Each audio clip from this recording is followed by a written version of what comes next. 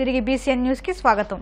తిరుపతి జిల్లా గూడూరు పట్టణంలోని టీడీపీ కార్యాలయంలో ఎన్టీఆర్ జయంతి వేడుకలు వైభవంగా నిర్వహించారు. ముందుగా ఎన్టీఆర్ విగ్రహానికి టీడీపీ నాయకులు పూలమాలలు వేసి నివాళులర్పించారు. గూడూరు అసెంబ్లీ నియోజకవర్గ ఎన్డీఏ కూటమి టీడీపీ ఎమ్మెల్యే అభ్యర్థి పాసం సునీల్ కుమార్ భారీ కేకు కట్ చేసి పార్టీ శ్రేణులకు పంపిణీ చేశారు. ఈ సందర్భంగా సునీల్ కుమార్ మాట్లాడుతూ యావత్తు తెలుగు జాతి గర్వపడే నాయకుడు ఎన్టీఆర్ అని, ఆయన స్థాపించిన తెలుగుదేశం పార్టీ ద్వారా అనేక మంది రాజకీయ అవకాశాలు పొంది ప్రజలకు సేవ చేసే భాగ్యం కలిగిందని తెలిపారు. రామారావు గారి పుట్టినరోజు సందర్భంగా ఆ మహానుభావుడు లేకపోతే ఈరోజు మనకి రాజకీయాల్లో భిక్ష లేదు. మాకు కూడా 95 సంవత్సరంలో మున్సిపల్ చైర్మన్గా రాజకీయ భిక్షను ప్రసాదించింది నందమూరి తారక రామారావు అని చెప్పేందుకు నేను గర్వపడుతున్నా. ఇప్పుడున్నటువంటి మున్సిపల్ కౌన్సిలర్స్ కానివ్వండి, ఒకవేళ ఎంపీపీలు కానీ ఎంపీటీసీలు కానివ్వండి, అందరూ కూడా రాజకీయ భవిష్యత్తు ఇచ్చింది నందమూరి తారక రామారావు గారు అని చెప్పి మరొకసారి చెప్పక తప్పదు. ఆ ధృవతార వెళ్ళిన తర్వాత ఈ పార్టీని మొత్తం చంద్రబాబు నాయుడు గారు తన పుస్తకండాల మీద తీసుకొని ఈరోజు వరకు కూడా ఏ లోటు రానియకుండా కార్యకర్తలను అన్నిత్యం అందుబాటులో ఉంటూ అన్నిత్యం కార్యకర్తల్ని ప్రోత్సహిస్తూ ఓడిపోయినా గెలిచిన తెలుగుదేశం పార్టీ ఉంటుంది. తెలుగుదేశం పార్టీ శాశ్వతం, అంతేగాని ఇది ఎక్కడ కూడా పాదులైనటువంటి నమ్మకాన్ని కలిగించినటువంటి మా చంద్రబాబు నాయుడు గారి నాయకత్వం ఈరోజు నందమూరి తారక రామారావు సంబంధించినటువంటి తెలుగుదేశం పార్టీ ఉందని చెప్పి ఈరోజు నేను తెలియజేస్తున్నాను. తెలుగుదేశం పార్టీ నాయకులకి, కార్యకర్తలకి అందరికీ రిక్వెస్ట్ చేస్తున్నా, నందమూరి తారక రామారావు గారు ఉన్నటువంటి తెగువ, ఆయనలో ఉన్నటువంటి త్యాగం, అలాగే ఆయన ఉన్న పట్టుదల మనందరం ఆదర్శంగా తీసుకొని రాజకీయాల్లో రాణించాలని చెప్పి అందరినీ కోరుతున్నా. అట్లాగే ముఖ్యంగా ఈరోజు గూడూరు నియోజకవర్గంలో మా కుటుంబ సభ్యులు, తెలుగుదేశం పార్టీ కుటుంబ సభ్యులు, మా మహిళలు కానివ్వండి, మా నాయకులు కానివ్వండి, కష్టపడి ఈరోజు ఎలక్షన్ చేశారు. అందరూ కూడా పేరు పేరున ధన్యవాదాలు తెలియజేస్తున్నా. నాకు తెలిసి ఇంత ఎలక్షన్ ఎప్పుడు చేయాల. ఈ ఎలక్షన్ ప్రతి ఒక్క కార్యకర్త కూడా నిజంగా వాళ్ళ శక్తి వంచన లేకుండా శక్తికి మించి ఈరోజు మా కార్యకర్తలు పనిచేశారు, కసిగా పనిచేశారు.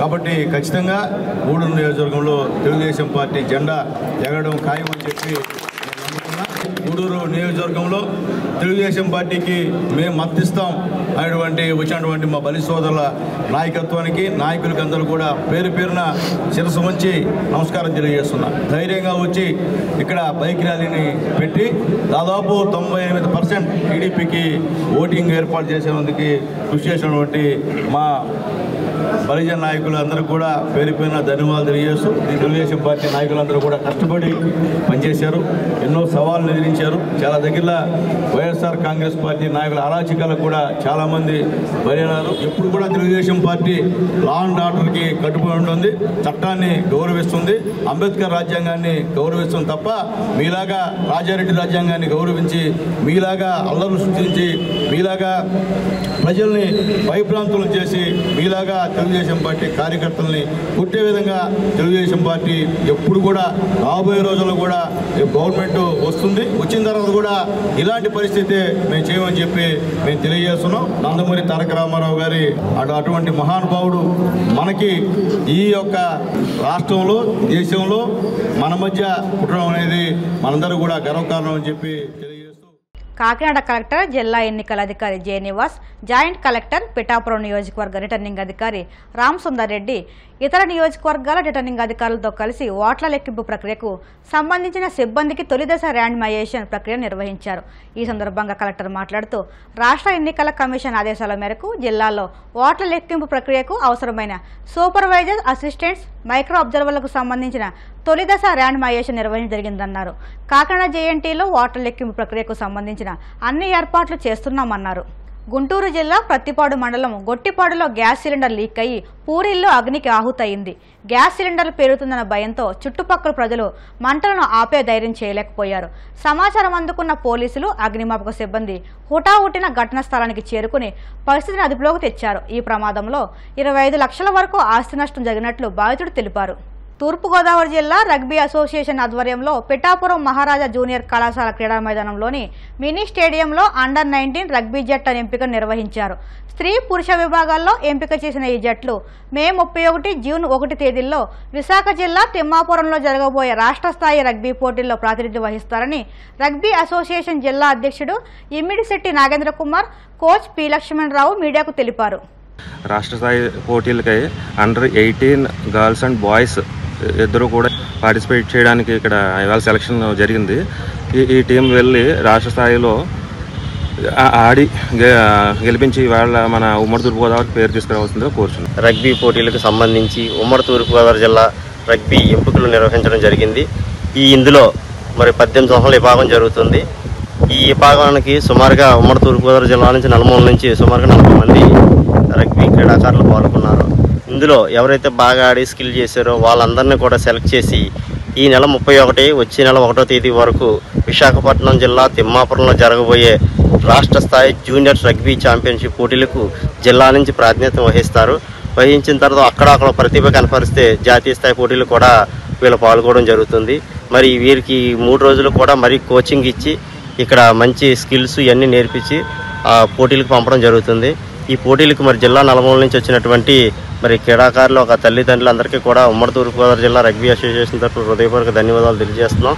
అలాగే ఈ క్రీడాకారులు కూడా మంచి ప్రతిభ కనపరిచి వారి యొక్క ప్రతిభని ఆ రాష్ట్ర స్థాయి పోటీల్లో ప్రూవ్ చేసుకుని జాతీయ స్థాయి పోటీలకు మన జిల్లా గొప్పతనాన్ని ఎగరేస్తారని చెప్పేసి కోరుకుంటున్నాం. 7 ఏళ్ల బాలికపై అత్యాచారం కేసులో ఫోక్సో స్పెషల్ కోర్టు సంచలన తీర్పు ఇచ్చింది. నిందితుడికి జీవిత ఖైదుతో పాటు జరిమానా కూడా విధించింది. ఈ ఘటన కర్నూలు జిల్లాలో జరిగింది. హోలగుంద మండలం బొమ్మనహల్లిలో బోయ రంగముని అనే వ్యక్తి 2021 ఆగస్టు 13న బాలికపై అత్యాచారం చేశాడు. బాలికపై నిందితుడు రంగముని అత్యాచారానికి పాల్పడినట్టు నిర్ధారణ అవడంతో నిందితుడికి కోర్టు జీవిత ఖైదుతో పాటు 20,000 జరిమానా విధించింది. లైంగిక దాడి అని అంటే అతని ప్రైవేటు పార్టును అమ్మాయి నోట్లో పెట్టడం జరిగింది. దాని నుంచి ఆ అమ్మాయి వామిటింగ్ చేసుకోవడము వాళ్ళ మదర్కు చెప్పడం జరిగింది. చెబుతూ ఇలాగే ఇంతకుముందు మీరు లేని టైంలో కూడా ఇంకా రెండు సార్లు చేయడం జరిగింది. అప్పుడు వామిటింగ్ చేసుకున్నాను, బట్ అప్పుడు ఎవరు లేరు కాబట్టి మీకు చెప్పలేదు అని చెప్పడము. ఆ చెప్పిన విషయం మీద ఈ కుటుంబ సభ్యులు అందరూ మాట్లాడుకొని అదే రోజు పోలీస్ స్టేషన్కి పోయి అమ్మాయిని తీసుకుపోయి కంప్లైంట్ ఇచ్చారు. దాని మీద హోలగుంద పోలీస్ స్టేషన్ వాళ్ళు కంప్లైంట్ కట్టి ఇన్వెస్టిగేషన్ చేసి ఆధారాలను సేకరించి కోర్టు వారికి సమర్పించడం జరిగింది. అతని మీద ముద్దాయికి నేరం మోపుతూ ఇక్కడ కోర్టులో ఛార్జ్షీట్ ఫైల్ చేసిన తర్వాత కోర్టు వారు సాక్షులను విచారించి సాక్ష్యాల్లో ఆధారాలను బేస్ చేసుకొని అతను లైంగిక దాడికి పాల్పడినారని రుజువైనందువలన అతనికి జీవిత ఖైదు విధిస్తూ, జీవిత ఖైదు అని అంటే రిమైనింగ్ లైఫ్ అంటే ఆయన న్యాచురల్గా ఎన్ని రోజులు జీవించుంటాడో అన్ని రోజులు ఖైదీగానే ఉండాలని ఆర్డర్ వేస్తూ 20,000 జరిమానా విధించి ఆ అమ్మాయికి గవర్నమెంట్ నుంచి 2 లక్షల నష్టపరిహారం కూడా ప్రకటించడం జరిగింది. ఈ 20,000 రూపాయలు విధించిన అపరాధ రుసుమును చెల్లించలేని ఎడల ముద్దాయి ఇంకొక 3 నెలలు అదనంగా జైలు చేయాల్సిందిగా కోర్టు ఆర్డర్ ఉన్నది. ఈ సాక్ష్యాధారాలను పరిశీలించిన పిమ్మట జడ్జి గారు, పోక్సో కోర్టు జడ్జి గారైన జి భూపాల్ రెడ్డి గారు ఈ జడ్జిమెంట్ ఇవ్వడం జరిగింది. వార్తలు ముగించే ముందు ముఖ్యాంశాలు మరొక్కసారి. రాష్ట్ర వ్యాప్తంగా ఘనంగా దివంగత మాజీ ముఖ్యమంత్రి ఎన్టీఆర్ జయంతి వేడుకలు. ఎన్టీఆర్ విగ్రహానికి పూలమాలలు వేసి నివాళులర్పించిన టీడీపీ శ్రేణులు.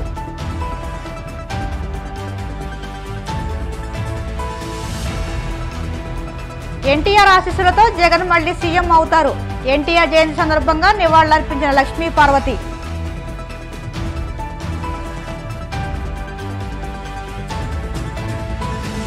సంకటహార చతుర్థి సందర్భంగా శ్రీకాళహస్తిలో ప్రత్యేక పూజలు. వేద మంత్రాల నడుమ హోమగుండంలో పూర్ణాహుతి, కర్పూర హారతి సమర్పించిన అర్చకులు.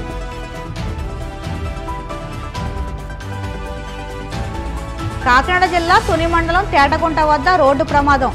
యాసిడ్ ట్యాంకర్ నుండి కొట్టిన గ్యాస్ సిలిండర్ల లారీ.